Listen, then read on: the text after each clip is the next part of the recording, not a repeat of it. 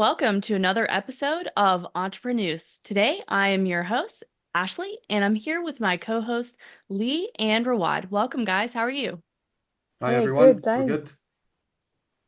Very good. And with us today, our special guest is Mano Elia. I hope that I pronounced that correctly. And welcome today, Mano. We're happy to have you. Thank you so much, and thanks for asking me to do this. It should be fun. It's my first Yeah, interview, so it's going to be exciting. Really? This is your first interview? Yes. Well, I did another interview way back, but this is my first professional interview, being interviewed. Yes, that's cool because as we'll get into, you have done a lot of interviewing. Yeah. Yeah, cool. Well, welcome. Thank you very, very much for joining us. And why don't you tell us a little bit about yourself and the many projects that you have going? So you do have quite a bit that you're working on, and then maybe save your entrepreneurial journey for the last there. Sure. Yeah. There's quite a bit going on currently. I'm living in Mexico, so I have a little small business where we deliver food to people's houses. It's pretty cool. Mexico is awesome for starting your own business and kind of being a true anarchist, I guess you could say. So I have that going on. We have a podcast, myself and my crew, the study of stuff. There's three components to it. There's SOS Radio, there's the interview format, and then there's my music, which is also kind of intertwined with it. So I'm a musician as well.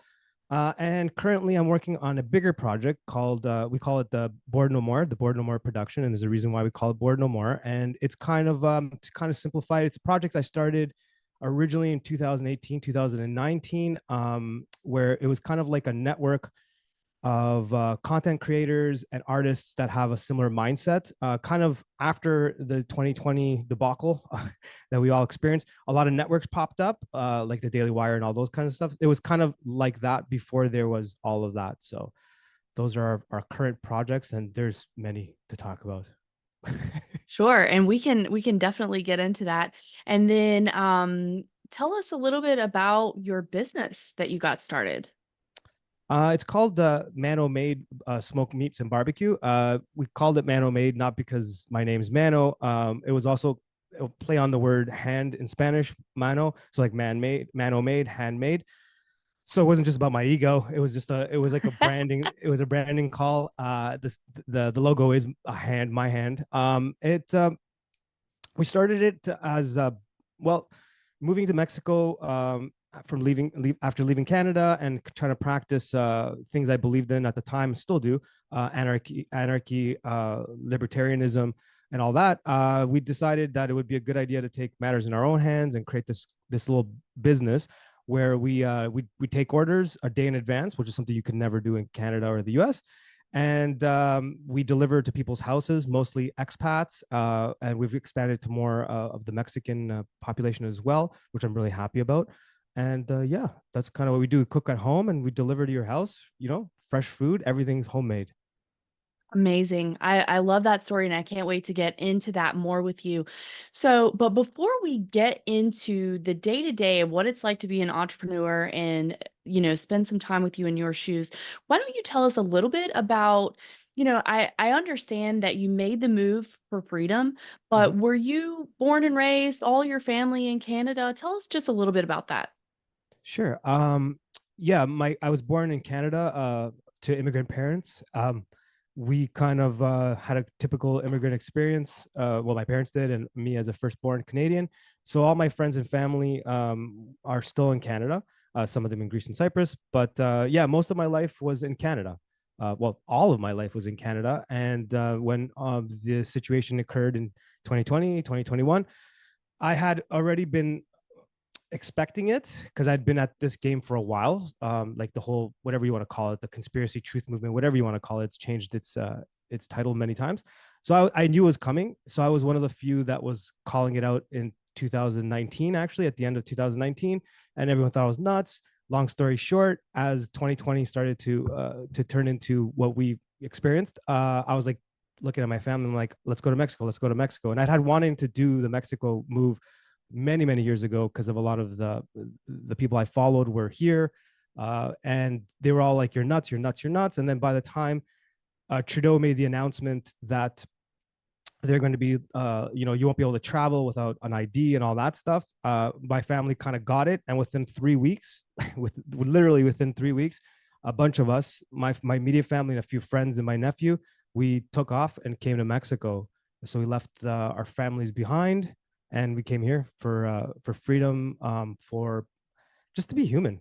Like we came here for Yeah. for humanity's sake, you know. Yeah. Yeah. So it's something that I'm always very impressed with when people are willing to move from the country that they have grown up in and that they have known their entire lives. So Rawad has made that journey. He has moved several different times. Lee has made that journey. She has moved several different times.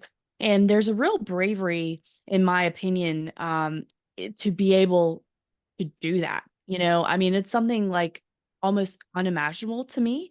So I'm Mhm. always so impressed whenever I meet people who have the guts to do something like that. So as far as that goes, did it help you to make the decision that you had your family? I mean, what was it like to leave your parents behind?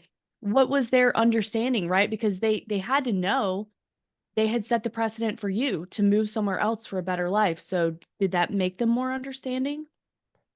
Um, No, well, my parents, my sisters. I have two other sisters. They were on board with the way I see the world in terms of this subject. My parents weren't. We didn't see eye to eye, but I think at the end of the day, they kind of understood. Um, so yeah, it was a difficult decision. It was hard. I still have a lot of emotions about it. Even just thinking about it kind of gets me stirred up. It was hard because we had like a lot of hard months before the whole situation occurred. I don't think I actually dealt with a lot of the situations that had happened, but it was hard to watch a lot of families being teared apart, especially where I came from in Toronto. I know a lot of other countries had similar situations, some more than others, but in Canada, it was pretty intense. There was a huge divide, like more so than other places that other stories I've heard. It was really tough. I'd like to think it was brave. I mean, maybe there's an aspect of it, but I think there was a matter of urgency, I guess. So I was just fighting for my family.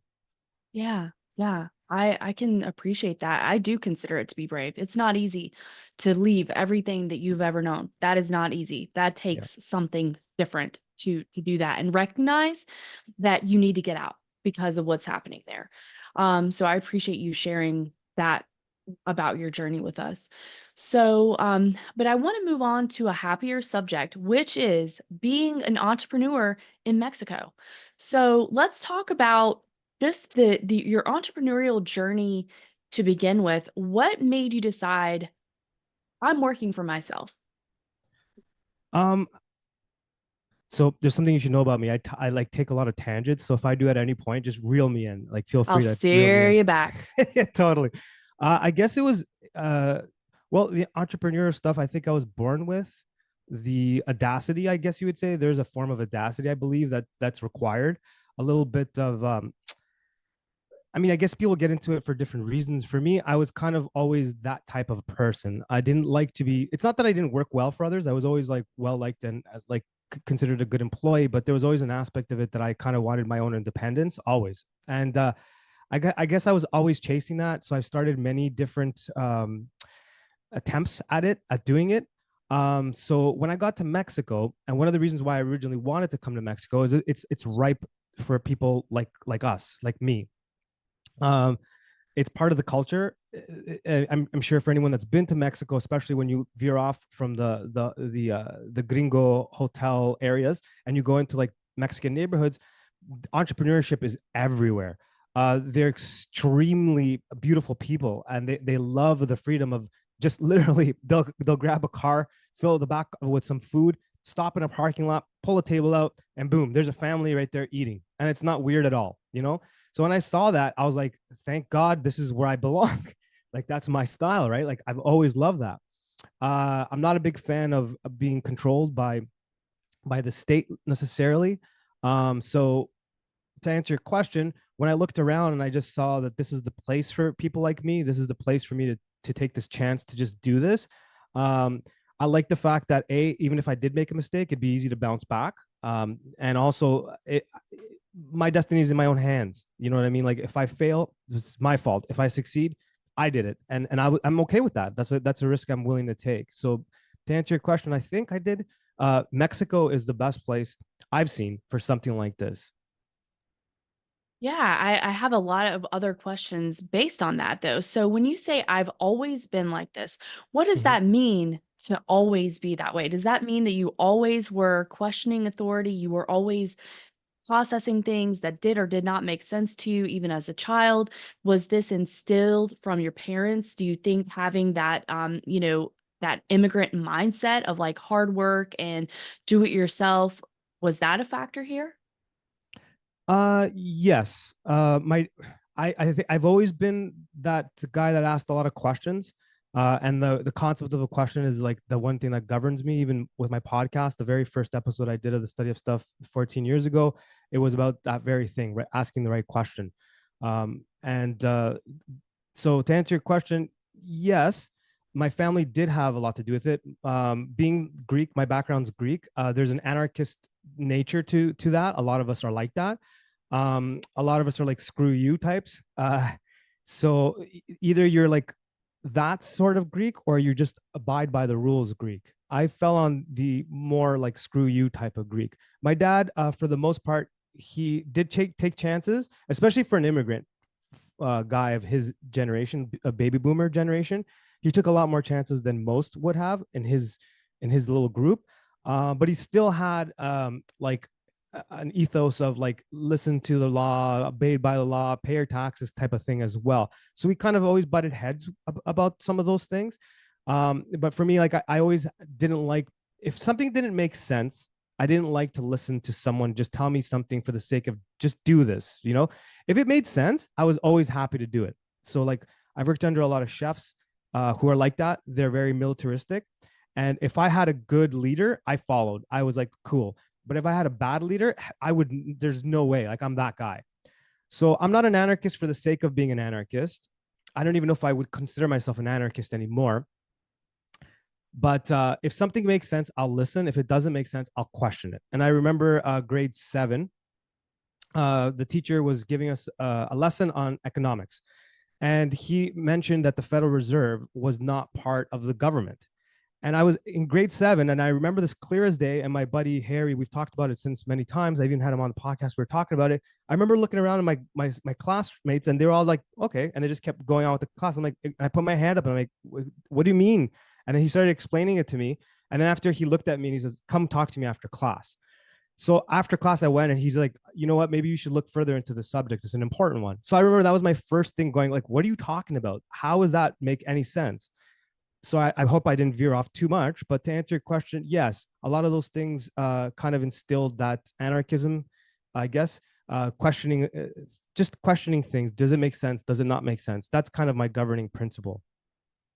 Yeah, it does make a lot of sense. And that is something that I think is an important distinction is authority, right? Mm-hmm. It's not just disrespect for all authority. It Right. is earned in authority that deserves to be an authority. For example, a chef with strong leadership versus somebody who is in a position of authority and you're just told that you're supposed to listen to them no matter the level of incompetence that they display in their leadership. Mm-hmm. So yes. Okay. So, and as far as questioning things, questioning the system, you said you've always had that. And do you feel that that was part of your entrepreneurial journey because you you felt like you needed to run things on your own terms? Absolutely. Absolutely. And Yeah, I wanted to run things on my own terms. I wanted the freedom of dictating how my day goes, how I spend my time. I thought I'd have more time, but soon maybe. And also my daughter, like to like show her that this you can do this. So yeah, that was definitely like a yeah for me. It was that freedom of having that how do I put it? It's a risk, and I like risk, and I'm not afraid of risk. And that to me, I like participating in risk, if that makes sense. And being an entrepreneur or an attempt to be a successful entrepreneur, and I'm attempting it. This is an attempt. Um, yeah, it's the participation in the process of creating something and being able to have others appreciate it and be a part of it. That was a big thing for me. So questioning authority comes, I said audacity earlier. There isn't a sort of audacity, like how dare you do this, you know? And I like that. I appreciate that, and I respect people that can do that. And I just felt like there was always someone in my pocket, whether it's like paying taxes or telling me what to do or what permit I needed, and I don't like that, especially if it doesn't make sense. So to me, being an entrepreneur has all these components built into it, and yeah, there's a form of crazy, there's a form of freedom, and a morality that I think should be applied. That doesn't always seem to be the case. Sorry, I might have veered Sure. off. No, no, that's perfect because that's one of the things that Rawad always wants to talk about is the ethics, Mm, the morality there. So I absolutely want to get to that. mhm. Before we move on to a little bit more of sort of how you structured and set up your business, I wanted to check in with Rawad and Lee to see if they have any questions, comments here so far. Hey, you got something? I'm just overwhelmed listening to Mano at the moment. I'm just I do have a comment. I just like to say I really love um his use of the word audacity. You rarely ever hear that word Mm-hmm. anymore. That's wonderful. True. That's exactly what it is. I prefer that to my rather crude fu that I usually use.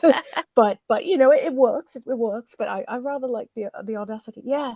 Um, and I have a real strong streak of FU as well. So yeah, I can really relate to a lot of what you're saying. So it's just a joy to hear your journey at the moment.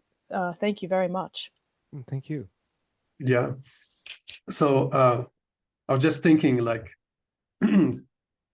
the strength of the word is relative. If you like, what I mean is in Canada, in the Western world, audacity is like a very strong word, right? But here in Mexico, just to comment on that, it's just like the right thing to do. It's very normal. It doesn't, you don't have to be audacious, but they're trying to make things very convenient. Like the place Querétaro Mm. is like one of the richest cities. You can see the difference between it and Morelia, which is about the same size, a bit smaller, but with less conveniences. So you see a lot of these people who are just selling things all the time. And yeah, one thing is just not in the park. They just, you're walking down the street and then there's somebody opens the door of their house or their garage and they start selling stuff. Yeah. That's it. I also wanted to mention I told you about it, Mano, previous conversation, the American guy who's just started selling pizza with an oven right in the middle of the street. He's also an agorist, anarchist. And then one day somebody from municipality showed up and they just told him, we see that you're doing business here. Oh, you just have to sign here. You pay us 500 pesos, which is like $25 a month. Yeah. And just continue business as usual. So just like the word audacious, yeah, it's because I lived in Germany, I lived in Dubai, these places. Yes, it takes a lot of audacity because you can end up in prison. Someone like me would be deported, you can never return. So yeah, anyway, hat off to that. Leaving as well with your family is a big decision, right? Like it was not easy. I wanted to ask you a bit more about that, although it's not entrepreneurship. Like, how was it? Was it you or your wife who made the decision? And how long did it take you to come around and make the final decision? We're just moving. No, it was me. I wanted to actually make the move many years ago because I kind of saw it coming. I saw the writing on the wall. A lot of things were going on in my life, our life, and no, as soon as the situations in 2020 occurred, I was like already trying to move in that way. My wife was absolutely not even, yeah, that wasn't even a consideration. Basically, it was 3 weeks, a little over 3 weeks. It was less than a month from the point that we decided, okay, we're going to do this. So before that, I saw things collapsing and I knew that I couldn't get my family to make the move. So we had decided to do like a homesteading sort of situation, or I was trying to get them to do that and kind of go into another area of Ontario where I'm from in Canada, the province that I'm from in Canada. And then as soon as Trudeau made the announcement about locking everybody down, and you can travel anywhere without one of those special IDs. I refuse to buy a fake one.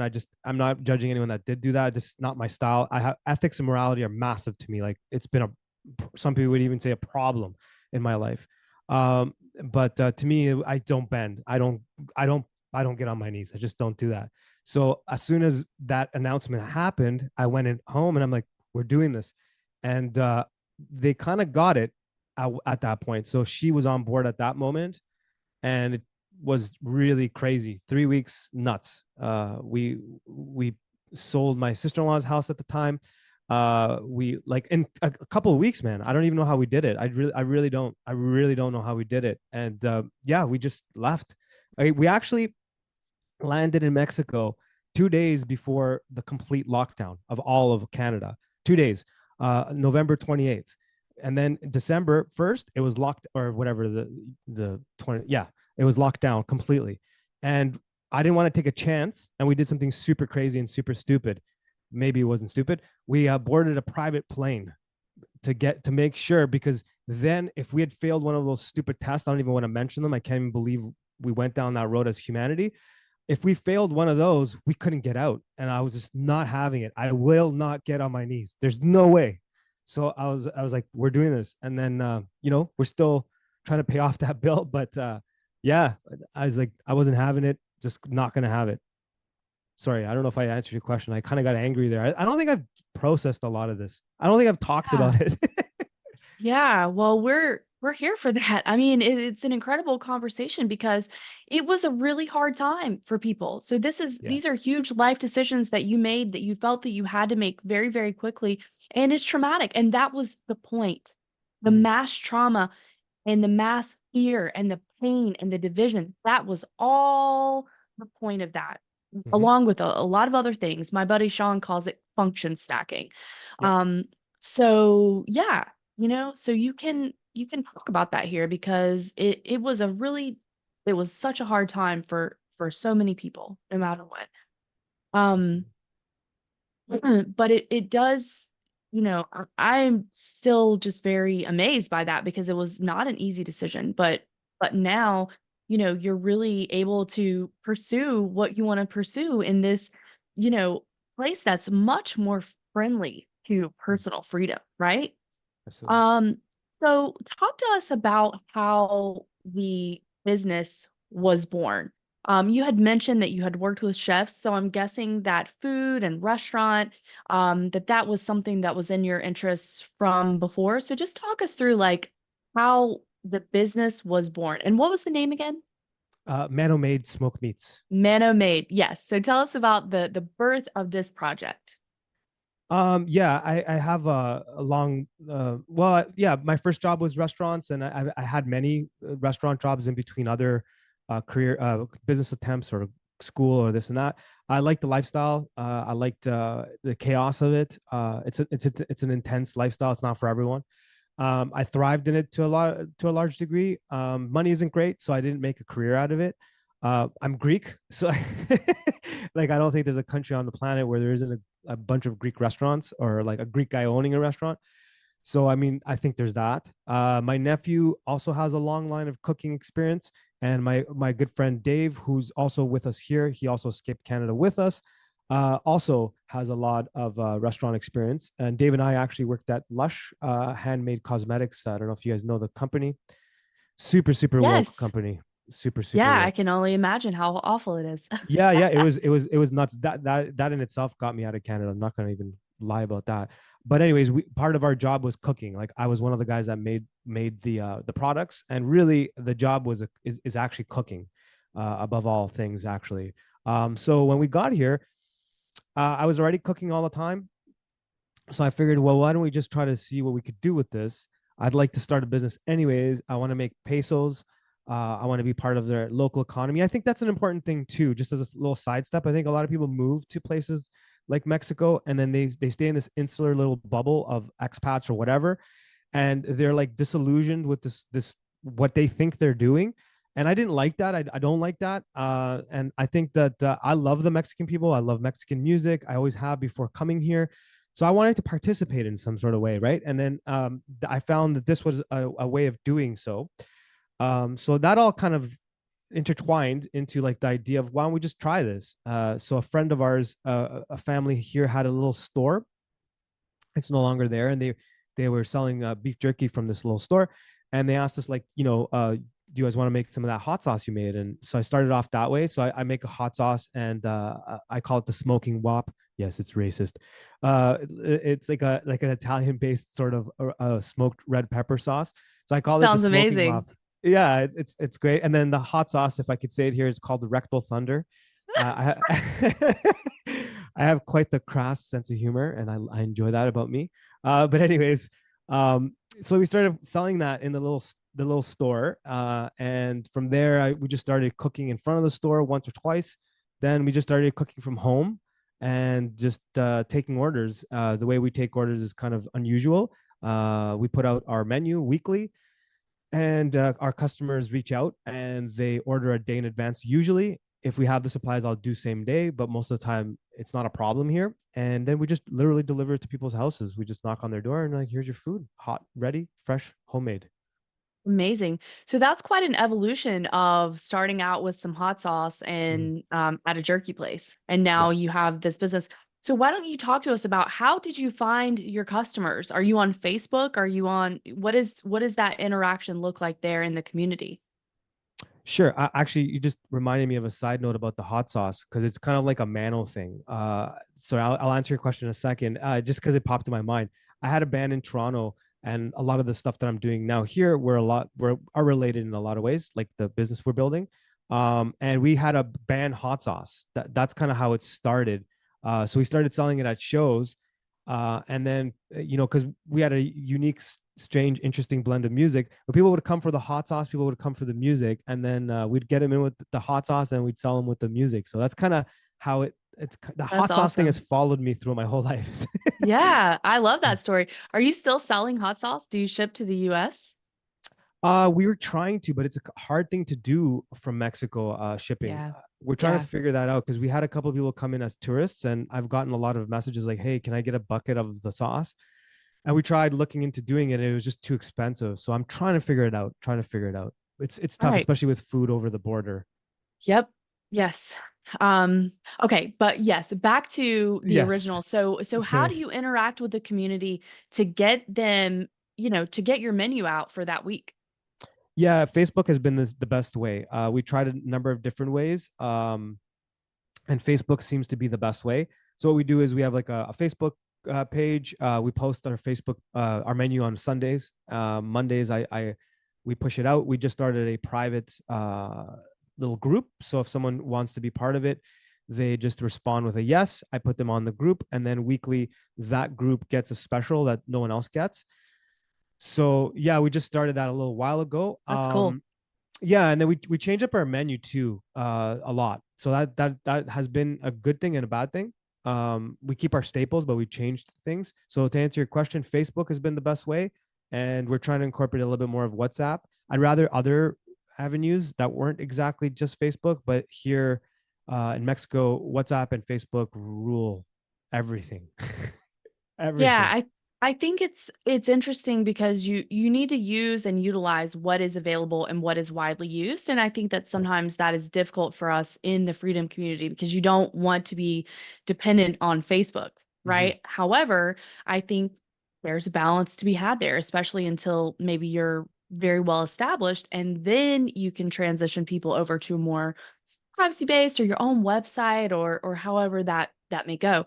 Now I think this is a really interesting subject alone of like your Yes. planning, the tools that you use. So I want to check in with Rawad and Lee here and see if they have any other questions on that particular topic. I'm good. We're good? Okay. All right, cool. So as far as Mano, the other tools that you use for your business besides Facebook, and then you're trying to get started with WhatsApp a little bit more, do you use any other technology for your scheduling, planning, menus? I mean, what goes into that? Um, I'm rather a barbarian when it comes to these types of things, but my nephew, he's the more tech savvy guy behind the scenes, and Dave's kind of like in between us. So he deals with the finances. So the three of us kind of run things together. I'm just like crazy about everything, and my nephew kind of tries to organize my insanity, and they just kind of like try to bring me down. So they're the ones that do all that stuff. So Manny, he has a system which I'm like, I don't even want to know about the system. Rawad, we've kind of worked on a couple of things, on a few things. He kind of knows exactly the insanity where I'm referring to. I kind of like that. So just to take a little sidestep, I think that's a big part of my process, of my creative process. Whether it's like, because you asked about menus and all that, part of it is the way I write music, the way I kind of come up with ideas or whatever. I incorporate an aspect of insanity. It's part of my process, and so when I come up with menus and all that, I don't like too much of a structure. Structuring too many things for me kind of kills that thing. The thing that I'm referring to also drives me nuts. So it's not like I wouldn't recommend it for everyone, but without it, I don't have a lifeline. So to answer your question, tools, I use a couple of like graphic design tools. So I do some of the graphic design. Manny does the organizing stuff. So he kind of like catalogs everything in his system. I don't want to know about it. There's something about that I just don't want to know. So you'd have to ask Manny and Dave, because they're the ones that use the tools. My tools are simple. I use a graphic design tool on my phone. I just message. I have a bunch of different messengers like we all do in the Freedom community. But for the business, it's mostly Facebook business, WhatsApp business, Facebook, and the graphic design tool that I use. In terms of recipes, I just kind of make stuff up, and then Manny just takes notes, and I don't know what he does with them. That's I'm sorry I can't answer that question any better than No, that. actually, you really did, and it brings up a couple of really interesting points of like, I think maybe there is something to being the creative person, right? The risk taker, the person who's okay with some of that chaos. That's unique in and of itself. I think it brings up the idea and conversation of partnership, right? And that's Mm-hmm. a big one that Rawad likes to focus on. So I definitely want to get to that. Yeah. And then it also is, bringing in your personal creativity and how you're able to utilize that in your work, right? And then so it's a really interesting topic in and of itself. So yeah, I was going to ask, as far as your ideas go for the week, like walk us through your like menu planning, or because it's interesting from a logistic side, right? Like how do you know like the shop is going to have everything that we need to have for this, like Mm. there's a lot that goes into that. Oh yeah, a lot, especially here, because there's certain things you can't get here. So you may even have an idea for some meal that you want to make, and it should be cost effective in Canada or the U.S., but here it won't be, right? And then there'll be the reverse thing here too. So like one thing I just want to make a note of: Mexico has amazing meat. So if anybody tells you otherwise, that's not in Mexico, they're lying to you, or they don't know anything about meat. So planning. Well, it's a combination of cost, creativity, like what we're capable of doing, and can we mass produce it? Like, can we produce it throughout the day? Like we have to take into account the equipment we have and all that stuff.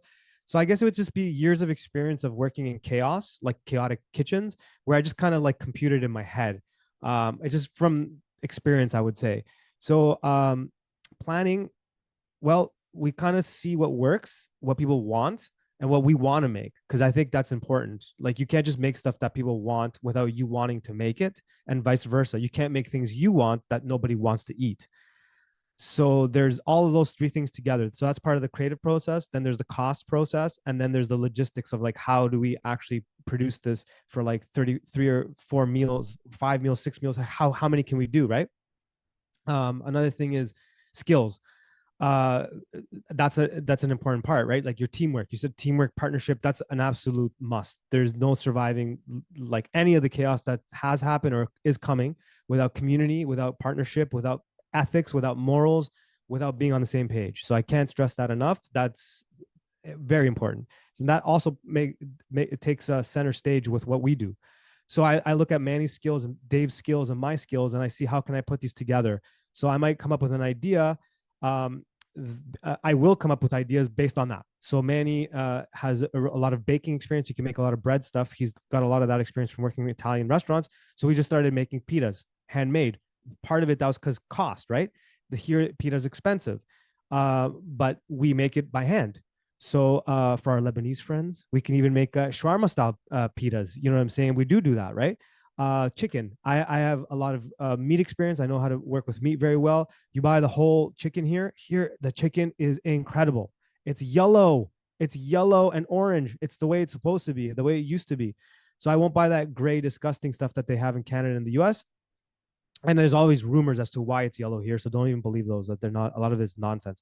But anyways, the point is we buy a whole chicken and I cut it like from like the whole thing. That way you save money, you get a better product. I can control the quality that my customer gets. And I make use of every little piece of it, from the bones to the skin to everything, to the chicken wing, all of it. So that's part of what you have to do to make money, right? Or else you're not going to make money. So part of the planning is taking all of this into account. And yeah, it's just kind of experience, trial and error, partnership, and trust in the guy next to you, because that's, you can't make it in this world or in a kitchen without trusting the guy next to you. So all of those are part of the creative process, and that's part of the planning. Yeah, that's amazing. So, talking about your partnership and how important that is to have these various skill sets, right? So, like somebody who lives in the chaos, the ideas person, the creative brain, the person who's like, okay, I'm the number cruncher, I'm logistics, I'm kind of reining you in, and then somebody that's like a little bit in between, right? Mhm. But it seems to me that having partners in trying to make a go of it can be really challenging for people. So why don't you tell us like how do you know you have the right people and how do you make it work? And if you have disagreements, what does that look like? Um, if it's okay, I'd like to talk about morals and ethics for a second, because it has everything to do with your question. So even if it sounds like Yeah. I'm not talking, No, please. so my dad and another person, I will remain nameless, said one of my problems in life wasn't ideas and wasn't hard work. I had both. It wasn't trying to put things together or build teams. I had that as well. The issue I had, some people thought, was I was too moral, or it was to a point where it was like, so I was ahead. Okay, this is gonna make it sound egoistic and a jerky. I don't mean it that way, but like my podcast, for example, or my study of stuff online YouTube thing, you can go and see I was doing that way before all these other people were doing it, and I didn't stick with it for a purpose, for a reason. It wasn't that, it wasn't going to work or whatever. It was working, but I stepped away from it because of morals and ethics. So or like speed dating. I started a speed dating company back in 2003, 2004, before that became a big thing. And like about a year before I got out of it and sold it, it exploded. And I knew that it was going to explode and I didn't care. Like, you know what I mean? Like, I was like, okay, the money, whatever, I don't want it. So the reason why I stopped it, because it's morals and ethics. There's a lot of these examples in my life. And so to answer your question, I think it's probably the most important thing on my list. So some people thought of it as a bad quality. Like if you just stuck through it, you would be a millionaire. I'm like, yeah, I would have, but that's not my intent. It never was. And now I feel like I have a purpose, and that's why I'm like steamrolling right ahead with what we're doing with Board No More and all that stuff. And Rawad has seen the chaos. It's like once I kind of got my purpose, like I got the okay from God, let's say, and from the way I see things, and that just like turned it up. I was like, let's go. Gloves are off. I'm ready to get in the ring. Let's do this. I have nothing's gonna hold me back. I was waiting for that. So to answer your question about the people around you, oh man, I can't stress that enough. Ethics, morals. Say I don't know when you don't know. Say I'm sorry when you make a mistake. I look for that. That's like the best advice I can give anyone. I look for that in a person. If someone can say to me, I don't know, I trust that person. If someone makes a mistake and they come back to me and I say, I'm sorry, I trust that person more than a person that never screwed me over. Like I've had people screw me over and come and say, dude, you know what? I was wrong. I'm sorry. I trust that person more than someone that's never, ever screwed me, because I know next time we have a fight, next time there's an issue, they're going to do the same thing. That's their track record. Truth is the most important currency out there. Like I'm thinking about making like a video about this. I was thinking about this actually today, getting ready for this. Truth is the currency that's going to take us through to the next level. Nothing else. It won't be Bitcoin. It won't be any of these things. I'm not saying I love or dislike any of those things. It won't be. It will be your word, and your word is gold. So the people that you have around you, look for that. That's what I look for. So I saw Manny, I see Dave, and we like butt heads, man. Like I'm not an easy guy to work with sometimes, but not in like the jerky way. I'm just a bundle of chaos, right? And then they're not easy to work with for their reasons. But at the end of the day, we always sit at the dinner table. We always show up. They have my back, I have their back. It's there's no discussion there. So the team that you have around you has to have that element. For me, if that element is not there, it's not worth it. I'm not ready to get into the ring. And I've had partnerships where that wasn't understood, that wasn't valued, and it was overlooked. And it never works for me. It doesn't work for me. I can't do it. Like, can we make money? Sure. Can we do all these other things? Yeah. But there was just something inside me that wasn't fueling that, like that engine wasn't going. So to answer your question, I hope I did. I think for me, the most important things are values and ethics in many things that are overlooked.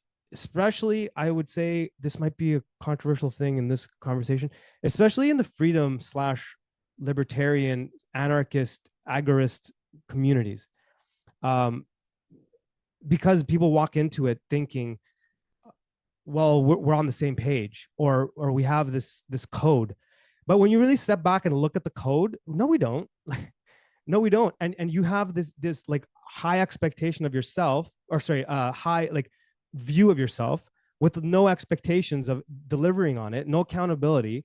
So basically, you're worse than some of the other people you're criticizing, because that, at least that other person, like I said before, someone that says that I don't know, or someone that says I'm sorry, the other person, like let's say they're woke or whatever, we want to criticize them. You know what? They just don't know better sometimes. So you know what I'm saying? You do know better, and you're still acting like an ass. So to me, to get back to like your question, I apologize if I veered off and went to philosophy land, because I do that. To me, it's completely the most important thing: morals, ethics, and humans. Morals, ethics, and humans. Like humans are at risk of being exterminated, and it's not even just like a physical extermination. It's like a mental, spiritual attack, and people aren't getting it. They're not seeing that, and then they participate in these like groups where they're just in echo chambers and they're just chanting and sloganeering. I saw that a lot here. Like I gave a talk at, sorry, I'm veering really far off, but I gave a talk at Mariposa Freedom Festival, sponsored by Anarchapulco, and I'm pretty sure I pissed a lot of people off, but at the end I won them over. And then I got asked to go back again last year, and I thought about it, and I was going through a strange time when I gave the first speech, and I was transitioning away from what I believed at the time to what I believe now. And then when they asked me to do it last year, I was like, well, I'm going to be talking about social engineering, culture creation, and new age deception. And then the organizer was like, are you sure? I asked, are you sure you want me to do this? And she's like, well, you're going to be slamming people. I'm like, no, I'm actually not going to do that. And then I thought about it after, and I'm like, you know what? I don't want to upset people that don't want to be upset. So I just said no. And I just like backed away from it. And it was like a bigger event, and I could have done the Anarchapulco circuit and all that. But I was like, you know what? I don't think they're going to like me there. Like, they're not going to want to hear what I have to say. Like, I met a lot of these characters here. So I'm sorry I went off, but I think this is how a team is built for me, in my opinion. And this is what I look for. Because if we're going to go on the battlefield, I need to trust you. You need to trust me. And there cannot be any question about that. Like, even if I make a call that you're like, I don't know about this, but you've seen me go through the process. You're like, I don't see what he sees. I don't trust what he's saying, but I trust him. Like, I know we're going to do this. And that's all. Without that, you got nothing, like zero.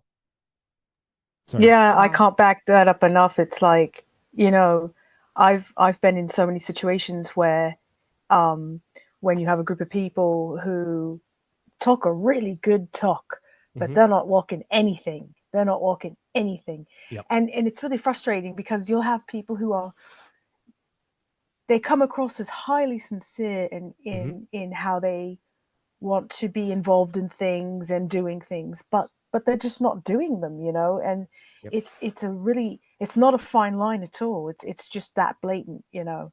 Yes. So, and I can really agree with the morals and ethics thing, because there are so many times when I have turned in my own past, turned down a lot of really lucrative ventures because they were horrible. They were horrible. And the people behind them were really horrible, and they ended up being the rich people around me. But oh my God, I would have had a mind fatality. That's what you were just talking about. People, the death, it isn't necessarily physical. It's also the mind fatality. So yeah, exactly. So yeah, I just really had to tell you, I feel you on that one. You are absolutely right.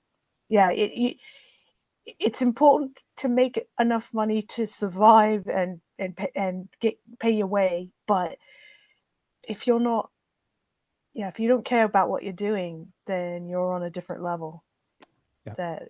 Yeah, absolutely. Thank you. Oh, no problem. Thanks for listening to my rant. Yeah, you mentioned the woke people, and it's funny thing.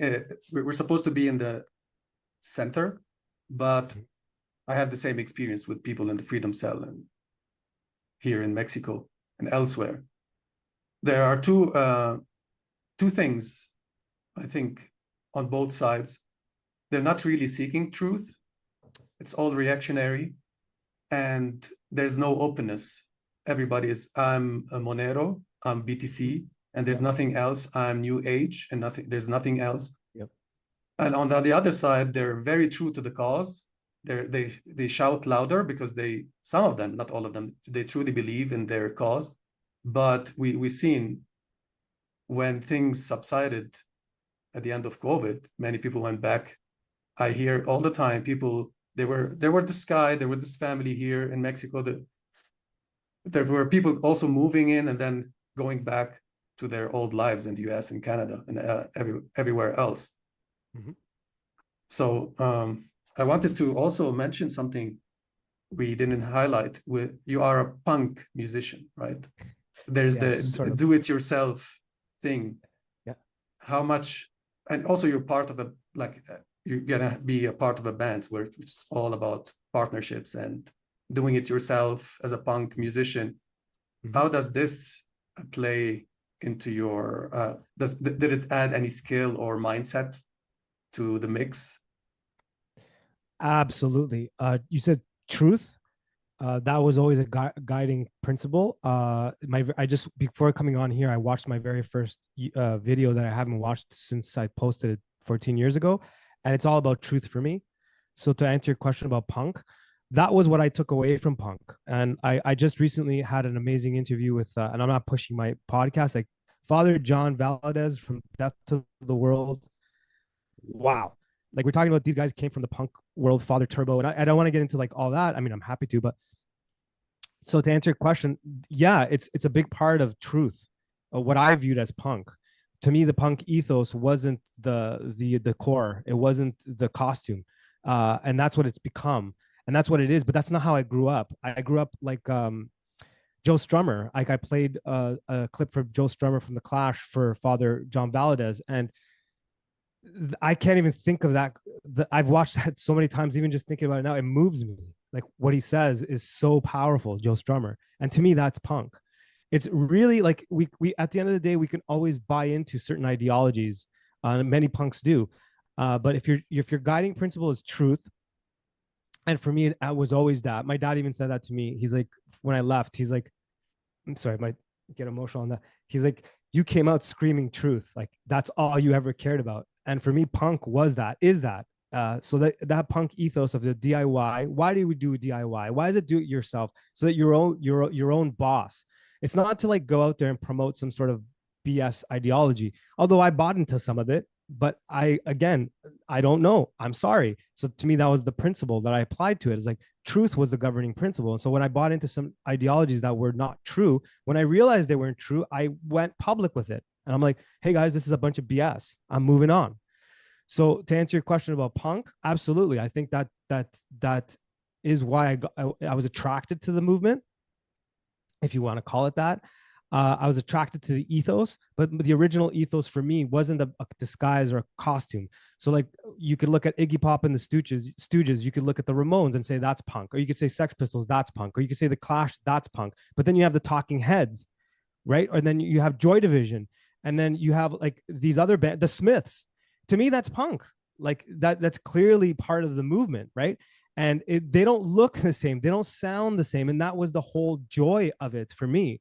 When it became a costume and when it became this cookie cutter formula, I walked away. Like, I But just couldn't do it. Like I couldn't stomach it. Sorry. that's when it got hijacked by the fashion industry. This is how they veered it Yes. off to, yeah. And Yes. do it yourself is another word for freedom. 100%. It's the opposite of convenience. 100%. And as an entrepreneur, that's what you are, right? You are doing the things yourself. And when you were talking about how you combine, so at the end of the day, the band is a company, right? You would like very visibly that each person has a different skill, like they're holding a different tool than the others. And you're cooking music, right? Exactly. Yeah, so it's interesting, like do it yourself is, we don't think of these terms that we use all the time. Last talk with Sal, I realized that, not realized, but I think it was in last with Sal, that freelancer is also another term that undermines you as a person. Instead of calling yourself a business owner, you're a one-man or woman business owner, but you're calling yourself a freelancer and you don't want to work with other people, you don't want to grow, you think that you can do it only yourself. That's the extreme again of do it yourself. So here we come to openness, right? So if you want to, you can call yourself a freelancer. It just means that you're not open to grow, you're not open to deal with other people, you're not open to freedom that comes with communion with other people. And it's not only about the growth, but you will grow as an extension of that, as a result, but it's not the goal. Yeah, so I just trying to connect all these dots that while I was hearing you. I think that's a really good point, though. What you're saying there, I think that's that part that's missing. I'm sorry to jump in there. I think we should. What you just said there, it has to be highlighted actually, and I think that's great. By the way, I really enjoyed that interview. That was a really great interview. The one that you guys did with Sal, the agorist. I could see in him something. He's questioning some stuff. I could see in the way he responded to some things. And I think that he sees what you just described there, the freelance thing, because like there is that aspect. I'm not being specific on what I mean by he's questioning things, but you nailed it on the head. Someone that uses those terms and terms and titles that we use narrate the story, and that's the control mechanism, right? Like that's how we got into this problem to begin with, is the narrative and how you narrate yourself, and by the title you give, whether it's a freelancer or just say you're an entrepreneur, it actually says a lot. And I think you're 100% correct there, Rawad. That's a good insight. The freelance comment you made. Yeah, and anarchy. What is anarchy? It's just like rules without rulers. That's the true definition of it, and that's what you're trying to do as an entrepreneur. Yeah, that's how I pissed them off with the speech that I made reference to earlier. I think I started. I don't remember if it was in the beginning or halfway through. I said, "Is anybody here?" And so it was a group of anarchists, agorists, and hippies. And I'm like, "Anybody here agree with monarchy?" And I said, "Put your hand up." And no one did. I put my hand up. I said, "By the end of this conversation, I guarantee you're gonna be a monarchist." And by the end, I walked them through and got them to the point where at the end they realized it. And I wasn't referring to how I view monarchy now, but at the time it was the ruler of self. Anarchos, it means without a ruler in Greek. Anarchos, like you don't have a ruler, right? So monarchos, it means one ruler, right? So the way I got them at the end was like, if you're not ruling yourself by knowing how you're being socially engineered, culture created, what your opinions are, who gave you that opinion? Where did this come from? Whether it's like the freedom community or whether it's TV, you're no different.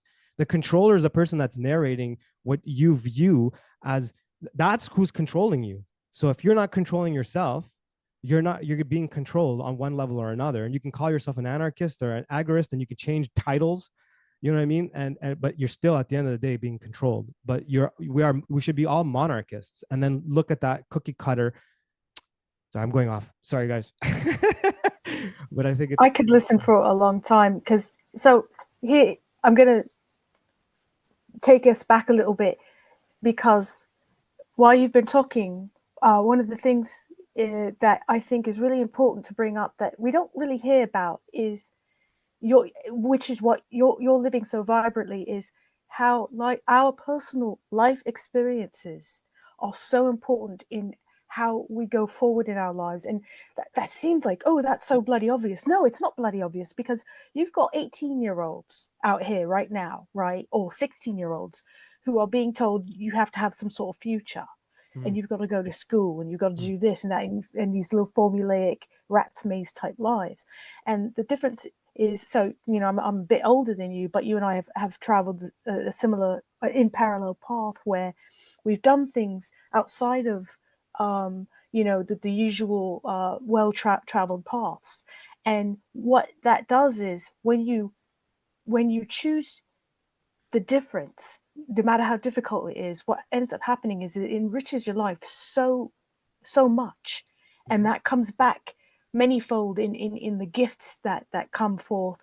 And so here you are, fearlessly, I mean really fearlessly, jumping off to another country, and starting businesses, and just driving forward and being successful, and but that doesn't come out of a vacuum. And that's, for most people, it comes out of a vacuum, doesn't it? yeah, That's the illusion. They that's a don't good get point. to hear about how important it is to live a life where you're pushing forward. And the other thing that ties in with that, which is what we were just talking about, is truth. So the word truth Yeah. is so bandied about, and people don't know what it bloody means. And Yeah. one of the things, I just met somebody today for the first time who is we had a really great talk, and one of the things we were talking about is how we see people talking the talk, not walking the walk. And the other thing is people are not honest with themselves at all. Yes. They just don't want to see how dishonest they are with themselves. There is no truth in their lives, and the truth has to start here first. Number one, monarchy Yep. makes total sense in Yep. that context.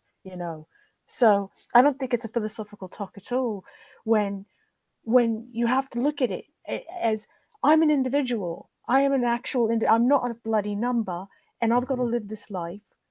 And so here you are. You are doing it. And I think it's really important for people to connect the dots, instead of seeing, oh, Mano just came out of nowhere and started doing this thing, or Sal the agorist just came out of nowhere, or whatever. Yeah, no. It's not like they just, it takes a whole history of living life, choosing to not walk the same old path. It's so Yep. important that people hear that and know that. So yeah, I just really wanted to focus on that, and being really honest about what one's actually doing and Yeah. where one's actually going. Do you really want help? Do you really want to be independent? Do you really want, to do well for yourself, and stop dreaming about the dream? What did you dream? It's all right, we told you what to dream. You know what I Yes. mean? Yes. Absolutely. I don't want people to think Yeah, I'm super successful though. Keeping with honest, I'm just moving forward now. So I yeah, think that, but I like everything you just said there. It's great. yeah, It's very true. yeah. It's. I mean, hey, some of the one of the most enjoyable times of my life was doing a once a month club night. And I've done a lot of different club nights and promoted a lot of different clubs and stuff like that. I wasn't just a DJ, I wasn't just the bass player, whatever. But we did a DJ night where it was just one time a month, and it was so successful. We made thousands on that one night, Yeah. and then we could coast, and Yep. that was fine. I didn't want to be rich. I didn't want to be rich, I didn't want to buy the newest thing. I just wanted to be like, know that I could pay the rent and bills and not be stressed the hell out, about Yep. just getting that done, and eat well. So yeah, exactly. Thank you for listening again. Oh, no problem, no problem. Sorry for my rant. That was great though. I No, enjoyed hearing your perspective on it. That's great. I like that we thank you. got And you know what? to. Sorry, yeah, go Oh, ahead. sorry. No, I like the word monarchy. Like, it sounds a bit selfish, but as a monarch, Mhm. you're responsible for other people too. Yes, that's it. That's That's what a actually true monarch is. Like, exactly, it's a hierarchy. It's always hierarchy. There's whether exactly. you like it or not. Like a DJ, when you go to a party and there's a one person or two normally who are leading the music. Imagine if everybody now wants to play their tune. Yep. You cannot have this. Like, we look at these organizations as well. The owner is paying everybody as much Yeah. as he gets. Look at him now and his company. It's nowhere. They all lost their jobs. Mm-hmm. Maybe they were happy at their jobs, and maybe they have more money than they need, but you lost the job that you liked. It will be very difficult to find the same people, the same organization, the same culture that will make you happy. But money you can find nowadays almost anywhere. Most people are making it off BTC or whatever. But Yeah. yeah, so monarch it makes sense, but it's not. A true monarch will be responsible for other people. And now we're talking about individuals being monarch, self-governing, but also governing or leading others. Could be a better word. So Absolutely, because another word that gets battered around and is misused is patriarch, and it's a sensitive word. It's a dangerous word to even mention today. But if it's looked at accurately and what it's supposed to mean, it's that very thing. You're responsible for a lot of people if you're properly doing it properly. You know what I'm saying? You're responsible for everybody around you, and it's not easy.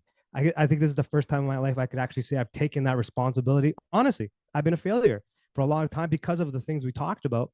You guys both brought up money, anarchy. I think they go hand in hand.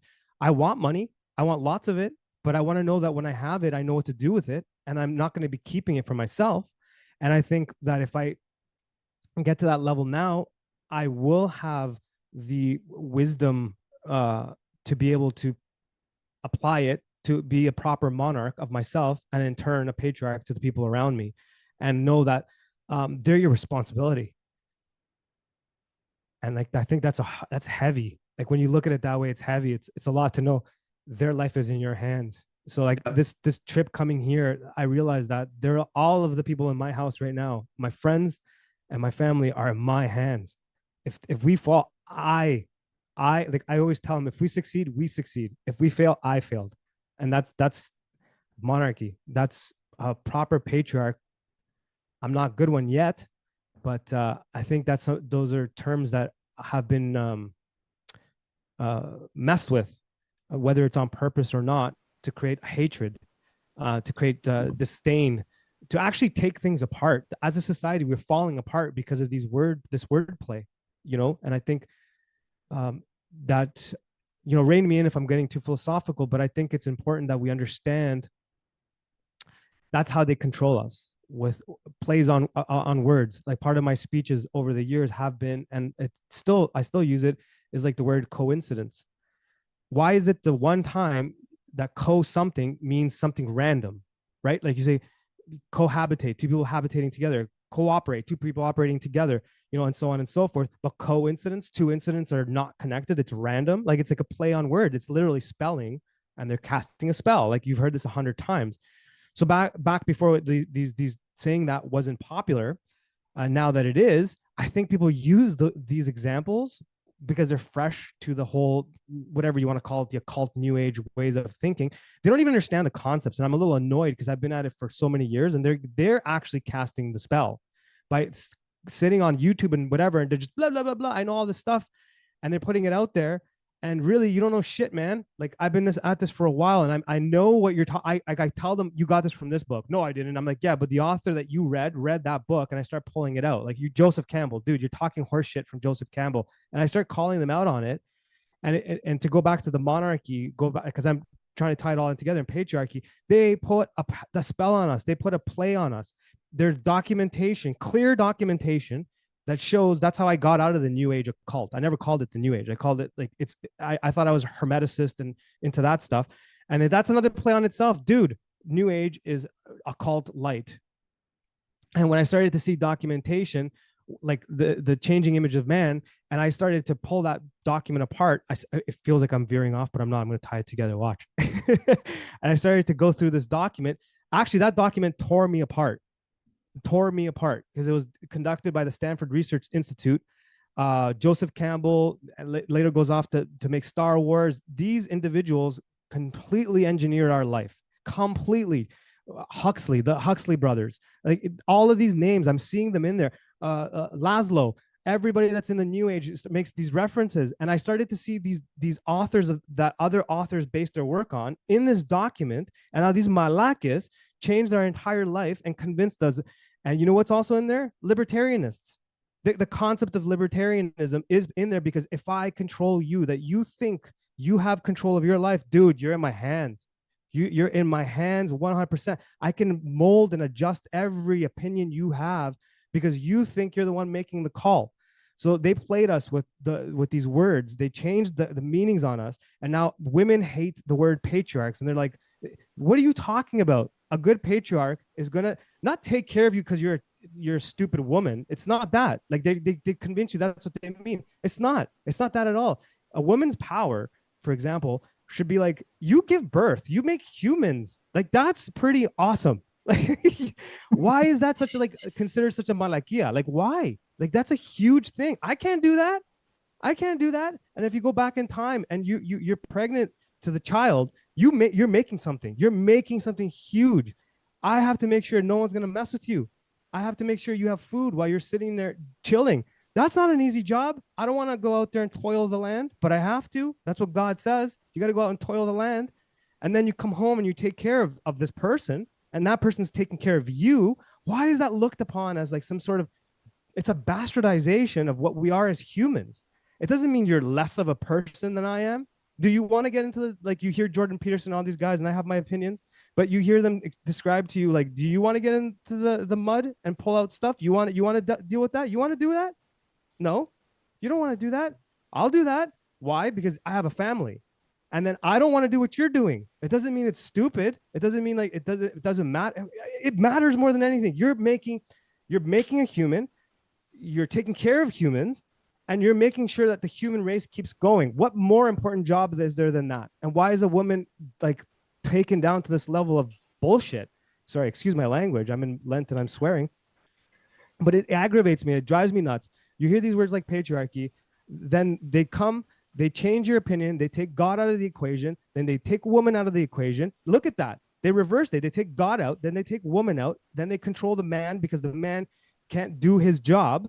Then they take over the family. Then they go and they take your kids. They put them in school. The wife isn't taking care of the kids. The husband isn't taking care of the wife. The husband isn't taking care of the kids. Who's got them in your hands? The Rockefeller Foundation, the entire education system that we're talking about. And then you come back to this time and you're talking about anarchy. You're talking about all this stuff. What the fuck are you talking? Sorry. What are you talking about? You're not practicing the true form of anarchy is family. You want to talk about punk? I mentioned that with Father John Valadez. The whole interview was crazy. We're talking about a true punk here. We're talking about these guys came from a tattoo parlor. Sorry, I'm really going off. But the point I'm trying to make is I said to him, the truest punkest thing you could do is take care of your family. And then the most punk thing a woman can do is understand her value. And the most important thing a man can do is understand how taking care of these people is your number one duty. How do you do that without a community? How do you do that if you don't have another man next to you to help you defend the tribe? You're just going to let these bastards come in and totally take everything apart and then brainwash an entire society. And then people are cutting off their body parts and doing all these malakias. And then you're telling me about anarchy. You're telling me about agorism. You're telling me about this horse shit. Come on, man. What are you going to do with the Bitcoin when you have it? What are you going to do with the Monero when you're going to have it? Are you going to build a community? Are you going to have other people around you? I'm getting riled up because like I'm sick of it. I'm annoyed by it. I see these expats here. They talk a big game. It's a bunch of horse shit. They're all on the beach yesterday watching an eclipse thinking the world is going to end. They just got into this subject 5 minutes ago. They started reading stuff that they don't even understand, and they think that they're so spiritual. Malaka, I've been at this for 20 years. You don't know what you're talking about. You're just completely buying and drinking the Kool-Aid. You know what I'm Yep. saying? It's just bullshit. Sorry. That's my No, rant don't of the be day. sorry. Don't be sorry. I'm going to throw something on top of that. But I think it's really important to kind of give us a good send off to the next section, which is the word pharmakeia. I did a month-long study on pharmakos and pharmakeia. And Yep. why did I do that? Because I didn't know what that word pharmacy actually meant. I love looking up etymology. So I went and I looked it up and I found out, holy crap, mind magic, mind control, spells, Yep.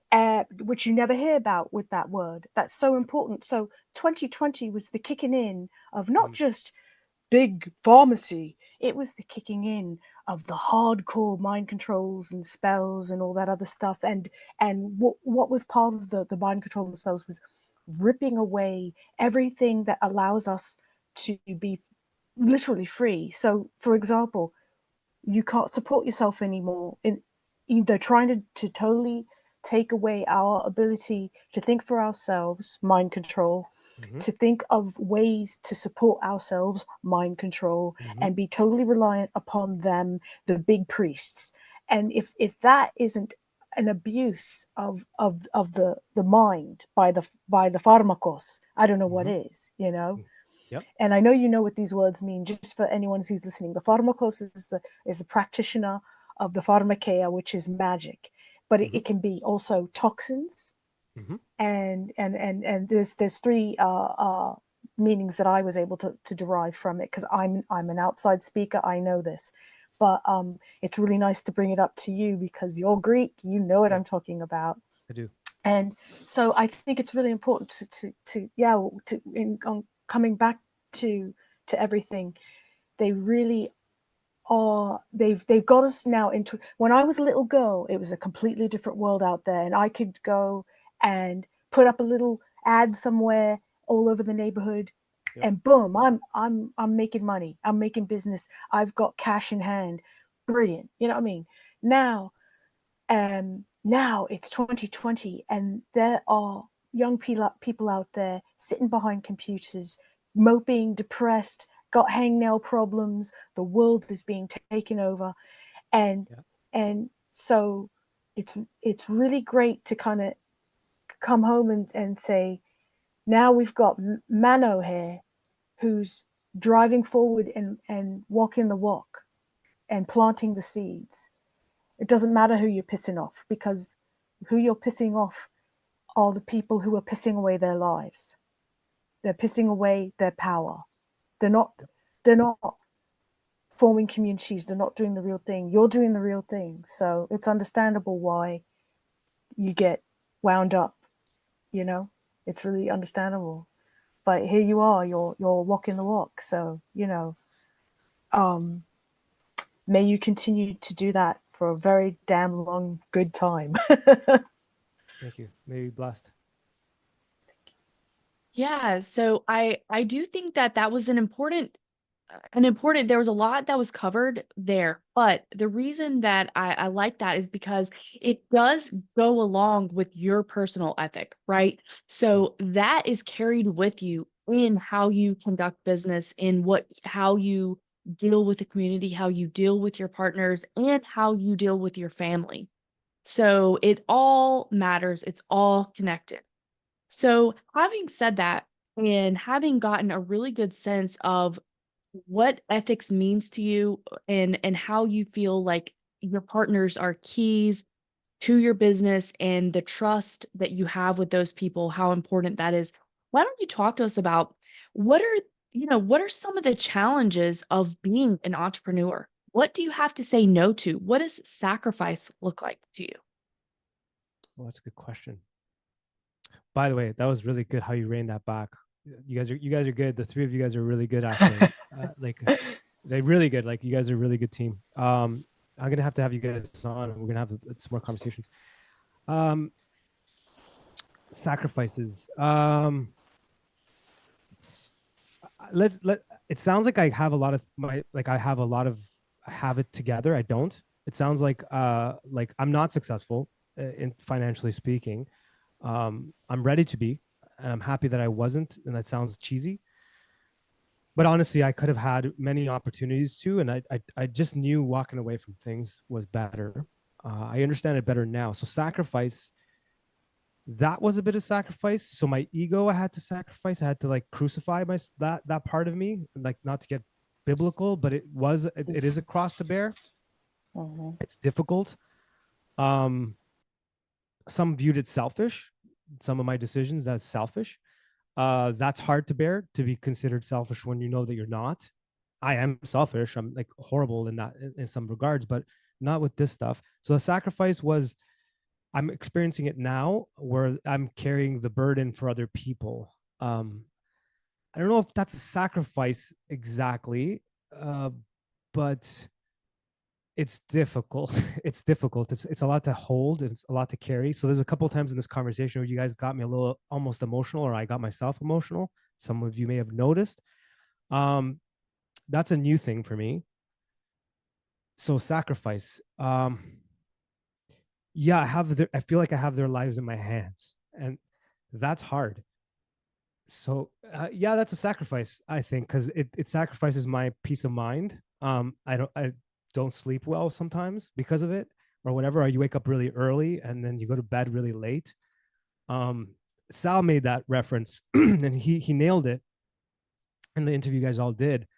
um the sacrifice is worth it because I love what I'm doing and what it can turn into, and the kind of people I can bring with me, and they can hold me up when I'm down. So the sacrifice seems worth it, but it's not easy, and I'm okay with that. I'm okay with that. So I would say time, peace of mind, sometimes my physical health seems to have been sacrificed a bit. um yeah, I view it as a sacrifice, but I don't see it as a like sacrifice. Sometimes in the modern sense of the word, they look at it as a bad thing. Like you kind of, it's the price I'm paying for what I want, and for me, it's not to make it biblical, but it is the cross I feel that I'm kind of bearing, because I could see the people around me. They're like they're down, but I can't show them that I am, and I kind of have to keep it up. That kind of gets lonely, I guess. So that's a sacrifice, I say. Yeah, I think that was really powerful because I think that what part of what is happening seems to be this transition from somebody who is in this society that attempts to infantilize people well into their later years. Yeah. And it feels like you are somebody who were aware of the traps of this modern day society, but it sounds like you are continuing to advance in your path and really reclaiming what does it mean to be a man? What does it mean to provide for your family, protect your family, the things that have been intentionally stripped from us? And so it is lonely. I would say that it is lonely, and to feel the responsibility of your family and your tribe and your business, that is. But it's also really beautiful because that is what a man does, right? Yeah. When they are trying to help their family and be the leader for their family and their community. So I think it's really beautiful. Um, Now on maybe a lighter subject, what are some hobbies or what are some fun things that you like to do that you have to say no to because of this? Yeah. I miss playing music. Like I miss I've had some opportunities here, but I miss my like having a band. I miss my band. Um we didn't see eye to eye on what happened during the 2020 stuff. I guess that's part of I had to give that up. We were doing really, really well before 2020. Like we were doing really well. We were about to pop. So that I it's not a hobby. I mean, I guess it kind of was too. But yeah, I had to give that up in terms of like my day to day give up. Um, I don't know. It's weird to answer that question because a lot of the things I used to enjoy, I don't enjoy anymore, and that kind of went away before. So I don't have hobbies. I guess my work is my hobby. Like what I'm doing now is my hobby. Trying to make shows, interview people, like the art of conversation, writing music again. I started again, doing business with new people I meet, like Rawad. That seems to be kind of like starting to be like, I feel like I don't know if it's a hobby, but it seems like I can't watch movies and TV anymore. That stopped a long time ago. I go to the gym, I work, and when I write music, I'm trying to make that part of the business, and which it is for me. I can't separate that, so I don't have hobbies, I guess, anymore. Yeah. I love that answer because it's almost like I don't know. I don't want to shit on people's hobbies, but it's almost like whenever you feel that you are in the zone, right? And I would Mhm. consider you at that place. I'm not saying that your journey is easy at that point, but it's coming across to me that we have a man who has found his purpose, which is family, community, service. You Mhm. have found orthodoxy, right? Mhm. You have found a way to communicate to other people, Mhm. and all of that is also combining or utilizing your creativity, and then you have found the business that you want to pursue and partners in that. So it's like this Venn diagram of being in the zone for you. And so then other things that are perhaps ancillary and not as important and are you realize that are not a priority have fallen by the wayside. Yeah. So that's sort of what I took out of I don't have any hobbies anymore. You have these things that you work on, but they're all kind of working together, even if they appear to be very, very different and unrelated in some ways. I don't think that they are. Um, so before I move to the next subject, I wanted to ask Lee and Rawad if they had anything that they wanted to talk about in regards to sacrifice or in regards to saying no to things.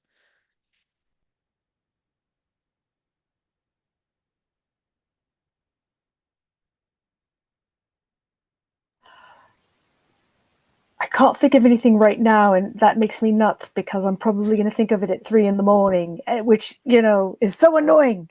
Um, so yeah, I'll have to leave that for now. Yeah. Unfortunately, but Yeah, thank no you. Yeah. worries. That's totally fine. Just wanted to check in with you guys, and we're going to keep on trucking here. So, the other thing that I wanted to talk to you about, Mano, is what are some challenges? We talked a little bit about the logistical challenges and sometimes with your menu. We talked about working towards better communication with your customers and building the relationship with them and a little bit of that platform. But what other challenges just in like the day-to-day basic entrepreneurial journey do you experience? Oh, actually, it's a perfect time to ask that. We're going through some of that right now. Well, like the restaurant stuff is there, kind of it's not our main focus. And our focus is Board No More, and under that Board No More umbrella, is it's a big idea. So trying to pull this off is quite a challenge. And part of it is like the podcast and what we're doing there, the music, all that stuff. And I want to bring on other creators and content creators. The idea I had before COVID. So our day-to-day challenges is a lot of people that are putting content out have an issue with big visions, like big ideas, and content. We don't have that problem here. Content is not an issue. In fact, we have to slow down sometimes. Our issue is bottleneck in trying to do our day to day, which you asked about, which is running the business, like the restaurant stuff, and editing and getting things out there and setting up the proper organization that we're looking at doing. It seems like as soon as it clicked, I started to run. And as I started to run, I just started leaving like a trail of like loose ends. So our challenges are trying to juggle that, trying to figure out what's important, what do we work on now, what's commercially viable, like what can we make money on, because sustainability is you can't have a business if you can't sustain. Rawad made a good point earlier. You can have the greatest business ever and they're paying you like $1 bajillion and then the business fails, so you don't have a longevity, there's no longevity there. So we're trying to make good smart business decisions where we're making money, but at the same time we're, so to answer your question, juggling all that, trying to figure out how do we get this all edited, how do we how is it that I'm producing content, getting ready for an interview, at the same time I'm editing stuff, and at the same time, if I don't write music and I don't put music out, I realize it's a soul killer for me. And then like I put out a clip a couple weeks ago, just a small little thing where I was in my room just working on a song, and I just put it out, and that right there was my drug. That was like that gave me 3-4 days of fuel. So juggling all that, trying to find time to get it all done, and we're looking for a team really at this point. So we're slowly or quickly building one. So to answer your question, juggling all that and trying to figure out what's priority. So I guess that also ties in the question you asked earlier on sacrifice, or you know uh, what to say no to. Instead of what to say no to in terms of hobby, I'm trying to figure out what to say no to in terms of business. Like what content, like we just had a meeting yesterday, and we're trying to figure out, like, do we go forward with this documentary thing that we're working on? Do we do this? Do we do that? Like, how do we best spend our time? And we're in Lent, for those that are Orthodox, and I'm learning a lot about fuel, like bodily fuel, uh, and how to apply it, because I know I don't have as much energy as I normally do, because we're not eating meat and all this stuff. God knows all about what I'm talking about. It's a challenge, and same with my team. And I have to prioritize that my gas tank's going to run out at a certain point throughout the day. So fasting has taught me a lot this time around, and part of it is those challenges, trying to deal with my day-to-day challenges, like knowing what to focus on. It's been a tough. And do you feel like it's a constant learning experience? I mean, do you ever feel like you become just an expert at that? Never. If you become an expert, you're useless. That's my opinion. I never want to be an expert. I don't want to be surrounded by experts. Um, uh, no, I'm never going to be an expert. If I am, I'm dead. Yeah, I like that. So I think we've touched on this, but what is next for you? Let's talk about some big goals, like lofty, ideal goals of where you would like to go. What does that look like?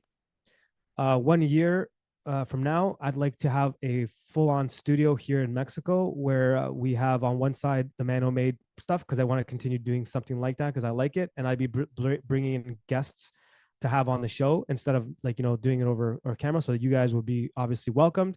We'll have a place for you guys to stay, food for you guys to eat. We'll do a couple podcasts, maybe some music, this and that, on our Board No More network slash label. It's kind of like, I look at it as a network and a slash record label.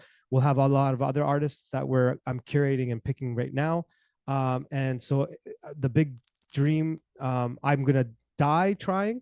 So either I succeed or I die trying, will be this Board No More endeavor, where it's a network slash record label for artists that have the certain type of thinking and a certain type of zeal and ethics, and want to build something big. Outside of that, I also view the future to be interesting, to say the least. I'm not black pilled, but I'll tell you right now, if you haven't figured it out by now, you're in trouble.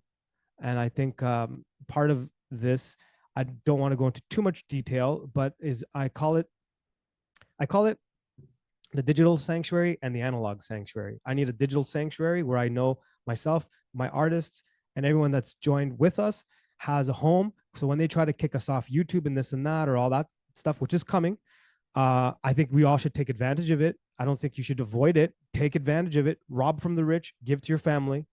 And when they're ready, though, you better have a place to go. So we're building that currently. We're building that. So it'll incorporate some stuff that are off chain. It'll incorporate a lot of this stuff. We are into the crypto stuff, but I'm not into it delusionally. I want to rob from the rich and give to my family. So to answer your question, it's a big vision that I have, and that's the digital sanctuary. And so they'll be like, let's take advantage of the mainstream as long as we can, and honeypot them to our universe. So when they start taking down websites, they won't take our website down. All our artists will be covered. When they try to take away my bank account, you can do whatever the hell you want with that stuff, but we got our own. We got our families covered. We have, like, our community will be covered. And then with the finances that we we get from all of this stuff. We take care of our artists, and like the deals that we'll be giving are like, I would dare to say, don't exist. And we came up with a decentralized system that's truly decentralized. I don't like using that term because it's such a overplayed term, especially in our communities. This is truly decentralized, and not to make it about faith, but the Orthodox Church is not Christianity's not, people's view of it. I swear I'm answering your question. It's just an important key factor. It's true decentralization. So people, when they view what that word means, Christianity, they think Roman Catholicism, they think Protestantism, and that's furthest from the truth. Not that I'm judging any of them or any of that stuff. I'm not trying to do that. I'm just saying that the Orthodox Church is pre-denominational, and the structure of it is the future for me. So when I started to look at decentralized systems in the libertarian world, which is where I came from a lot of that stuff. And then when I started to get into this, I started to realize I didn't understand the faith that I was originally raised in.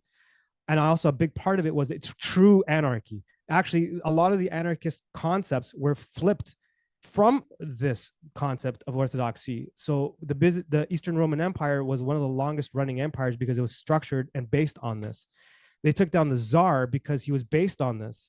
That's how they had to get communism put into place. People don't really understand their history. So they look at that, back to monarchy again. They look at that and they don't understand that you can't have proper society without a proper monarch and a proper patriarchy. So that's going to be incorporated into our business. It is incorporated into our business, and it's based on two things.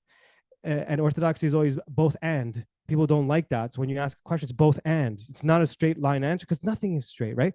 So you need to keep your individualism, but at the same time, you have to be a part of a collective. Okay, you can't be a collectivist and you can't be an individualist. You have to be both.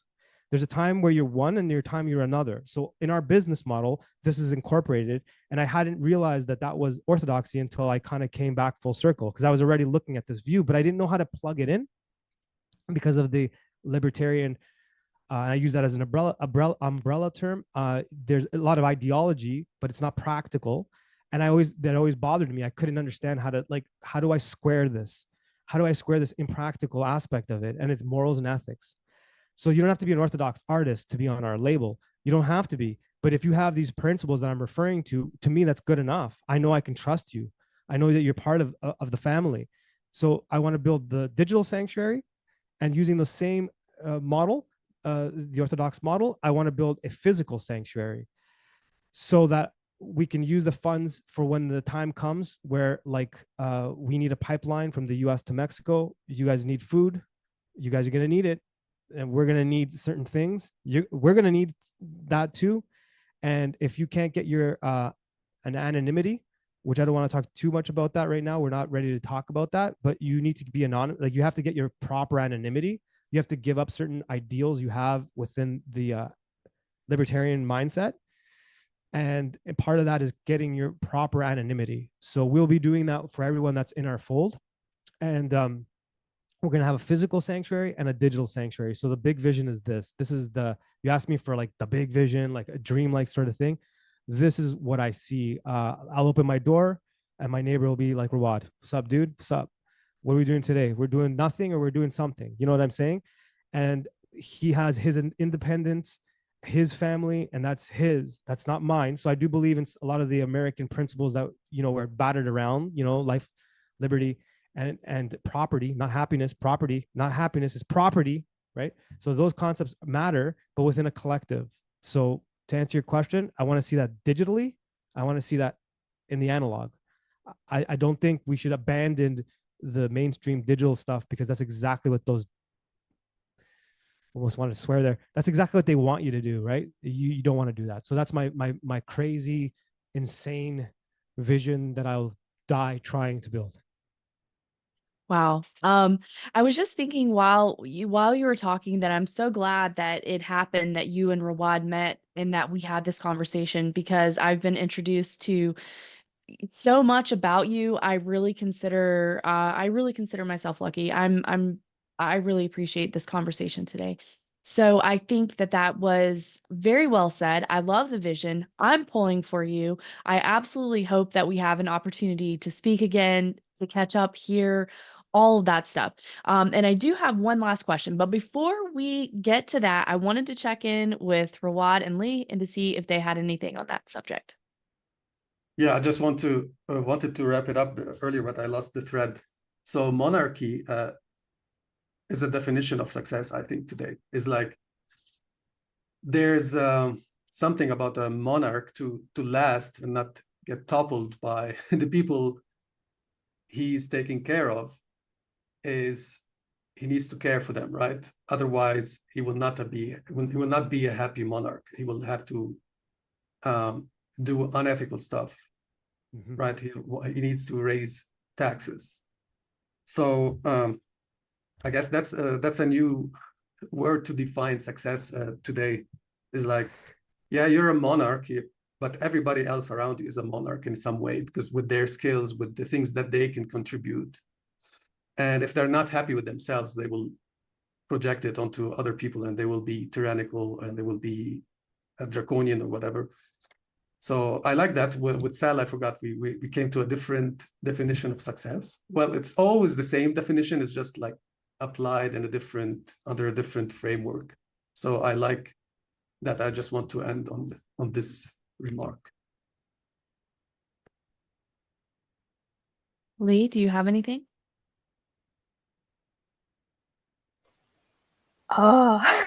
Again, I'm going to think of it at 3 a.m.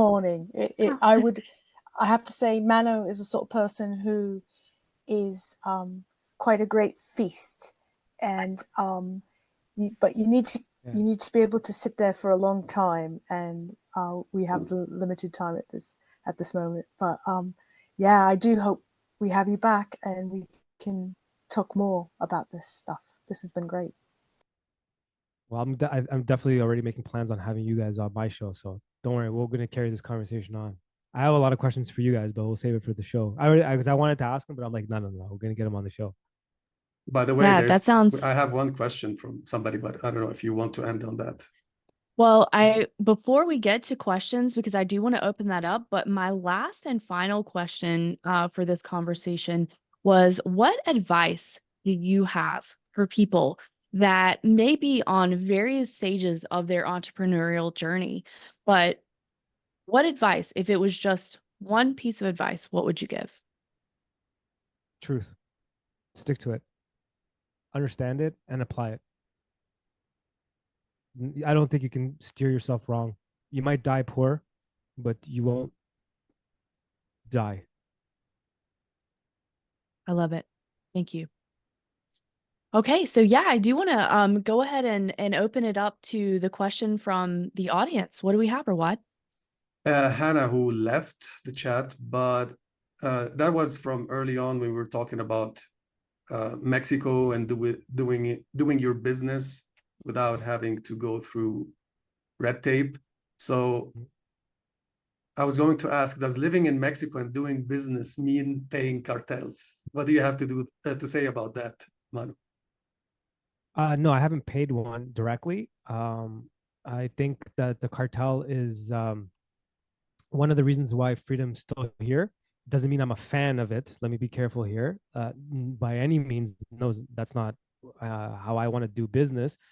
And they're not doing it from the kindness of their hearts. But one of the reasons why their government control, which is also a cartel, as we all probably agree, can't put their nail, like they can't really grasp what's happening here.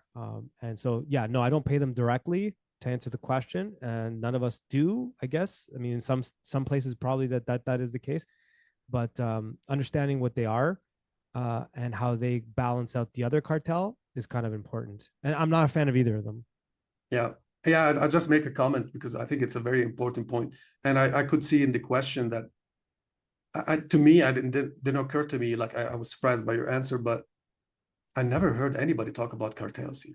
Like you don't see them. It's just normal people. And of course, you do see them.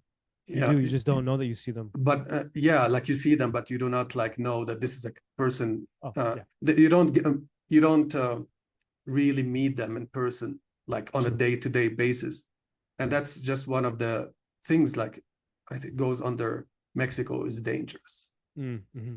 That's not true. Yeah, yeah. It's not true. Like, yeah, you have to think about these things, about where you could go, what you need to do, but that's what makes it visceral. That's what makes it lively. That what makes it keeps you awake, I would say, right?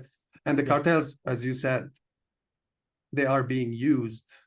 If they are not using, they're like both, like politicians are, a lot of politicians are from cartels and so on. So they're being used as a fear factor so that you can see fully armed personnel on the ground all the time in Mexico. It's just an excuse. So it's just a fear factor and nothing else. And they're both abusing this, like politicians and cartels, and they're not really separate. Right. I agree. All right. Well, Mano, I want to thank you so much for taking the time to speak with us today. I think it's been a really amazing conversation. I really have so much gratitude. I'm so glad that it worked out. Thank you to Rawad and Lee. I really appreciate you guys. Why don't we tell people where they can find you? How can they get in touch with you? Oh yeah, sure. I guess the best place to kind of centralize everything would be manoelia.com. All the podcast stuff, music stuff is there. We're on YouTube, Instagram. I seem to be using that a little bit more. The other one, so yeah, I'm on all those things under Mano Elia or the study of stuff or both. And in terms of the restaurant, Mano Made Smoked Meats. If you just type that in on Facebook, you'll be able to find all that stuff there. Yeah. So yeah, if anyone has wants to reach out, go ahead, please do. All righty. Amazing. Well, we certainly appreciate you so much. And for the entrepreneurs, I'm going to sign off, and we will see you again next time. Thanks, everybody. Thanks for tuning Thank in. you. Thanks, guys.